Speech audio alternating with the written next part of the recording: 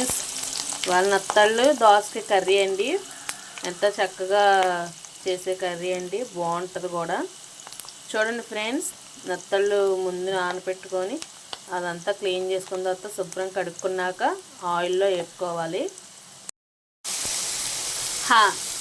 ఆయిల్లో వేపేసుకుని తీసిన తర్వాత నత్తళ్ళు, ఆనియన్స్, టమాటా, మిర్చి మగ్గిన తర్వాత దోసకాయ ముక్కలు వేసేసుకున్నాను ఫ్రెండ్స్. ఇది కొంచెంసేపు మగ్గిన తర్వాత ఉప్పు, పసుపు వేసుకోవాలి. శాంతి శేఖర్ కుకింగ్ ఛానల్ సబ్స్క్రైబ్ చేసుకోండి ఫ్రెండ్స్. లైక్లు కొట్టండి, షేర్ చేయండి, ఫాలో అవ్వండి.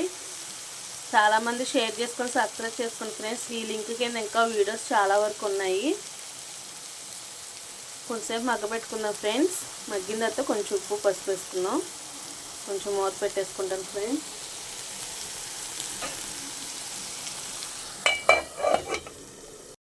మగ్గింది కదండి, ఇప్పుడు ఉప్పు వేసేసుకుంటున్నాను. ఇదిగోండి కొంచెం పసుపు. ఒకసారి కలుపుకున్నాక మగ్గిన తర్వాత మళ్ళీ కొంచెం కారం వేసుకోవాలండి. దోసకాయ నత్తలని చాలా బాగుంటుంది, చాలా బాగుంటుంది ఫ్రెండ్స్. మీరు కూడా చేసుకోండి ఇలాగా.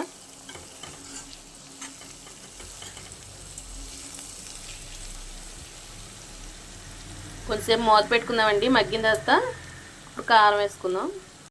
మగ్గింది కదండి, ఇప్పుడు 1 స్పూన్ కారం. కొంచెం కారం ఎక్కువ తిన్నాళ్ళు కొంచెం ఎక్కువ వేసి తీసుకోవచ్చండి. నేను కొంచెం వేసుకుంటున్నాను.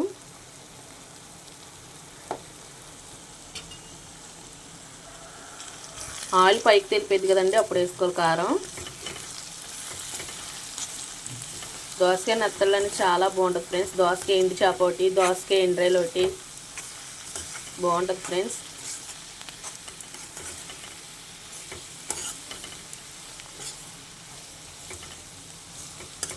నా ఛానల్ అనేది సబ్స్క్రైబ్ చేసుకోండి ఫ్రెండ్స్. లైక్లు కొట్టండి. దోసకాయ నత్తల కర్రీ వాళ్ళు వండుతున్నాను ఫ్రెండ్స్. మా ఆయన వండమన్నారు.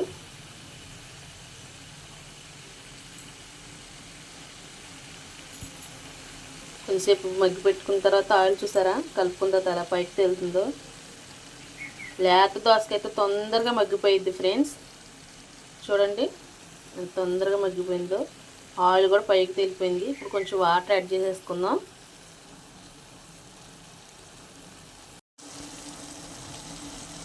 వాటర్ యాడ్ చేసుకుంటున్నాం. కొంచెం వేసుకోవాలి, ఎక్కువ వేసుకోకూడదండి.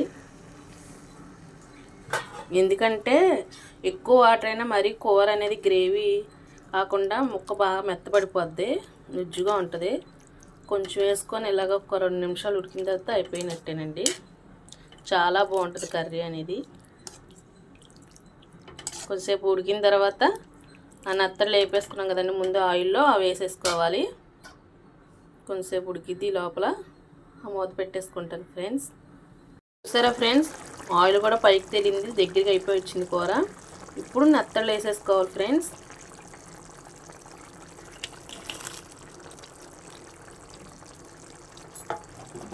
ఒకసారి కలుపుకుందాం. ఇప్పుడు ఈ నత్తలు వేసుకున్నాక ఇంకొక 2 నిమిషాలు దగ్గర మూత పెట్టేసుకుంటే అయిపోయింది ఫ్రెండ్స్. 2 నిమిషాలు ఉడకనివ్వాలి కర్రీ అనేది. ఎందుకంటే ఈ నత్తల ఫ్లేవర్ అనేది కర్రీకి కూడా పట్టిద్ది, ఉప్పు, మసాలా, కారం అనేది కూడా పట్టిద్ది. ఇందులో కొంచెం వేసుకుంటే మా గరం మసాలా పొడి అవన్నీ వేసుకోవచ్చు ఫ్రెండ్స్.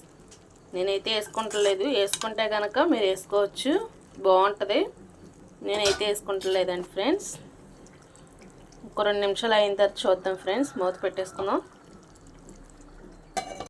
చూసారా ఫ్రెండ్స్, అయిపోయింది కర్రీ. దగ్గరికి కూడా అయిపోయింది. చూడండి ఎంత చక్కగా అయిపోయిందో. అంతే ఫ్రెండ్స్, ఇంత చక్కని దోసకాయ నత్తల కర్రీ ఫ్రెండ్స్. ఎంత బాగుంటుంది ఫ్రెండ్స్. అసలు చాలా టేస్టీగా ఉండే కర్రీ ఫ్రెండ్స్. ఎలా ఉందో మంచిగా కామెంట్స్ పెట్టండి. ఓకే ఫ్రెండ్స్, చూసారా అయిపోయింది కర్రీ.